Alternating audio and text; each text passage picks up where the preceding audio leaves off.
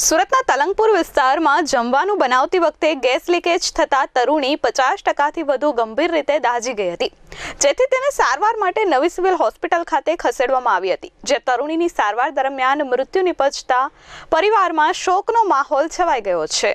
સુરતની નવી civil hospital પાસેથી મળતી માહિતી મુજબ મૂળ ઉત્તર પ્રદેશના વતની અને હાલ સચિન જીઆઈડીસી તલંગપુર રોડ ગીતાનગરમાં સોમનાથ રામગોપાલ ઉપાધ્યાય 3 સંતાન સહિતના પરિવાર સાથે રહે છે। સોમનાથ ટેમ્પો ચાલક તરીકે નોકરી કરી પરિવારનું ગુજરાન ચલાવી રહ્યા છે।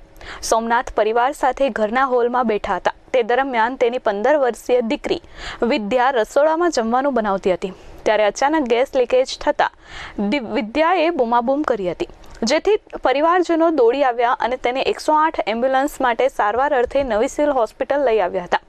ગેસ લીકેજમાં વિદ્યા અંદાજિત 50%થી વધુ દાઝી ગઈ હતી, તેથી તેની સારવાર કરવામાં આવી રહી હતી, પરંતુ સારવાર કારગત ન નીવડતા મૃત્યુ થયું છે। આ અંગે પિતાએ રડતા રડતા જણાવ્યું કે હું હોલમાં બેઠો હતો અને દીકરી રસોઈ કરતી હતી, ત્યારે અચાનક ગેસ લીકેજ થતાં તે સળગી ગઈ હતી અને સળગતી હાલતમાં જ બહાર આવી।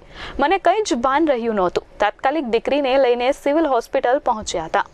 હાલ દીકરીના મોતને પગલે પરિવાર સહિત પિતા शोक थी भांगी पड़िया है। सोमनाथ राम गोपाल उपाध्याय दोपहर में खाना बना रहे थे, हम लोग आगे रूम में थे, फिर इसको कैसे आग लगा कुछ अता पता नहीं है। फिर बाद में आग लगी है तो रोई है, चिल्लाई, तो हम लोग दौड़ के बुझाए हैं और पानी वानी डाले हैं। फिर बाद में एम्बुलेंस को फ़ोन किए हैं, एम्बुलेंस गया तो फिर हॉस्पिटल में हैं। ब्यूरो रिपोर्ट S24 न्यूज़ सूरत।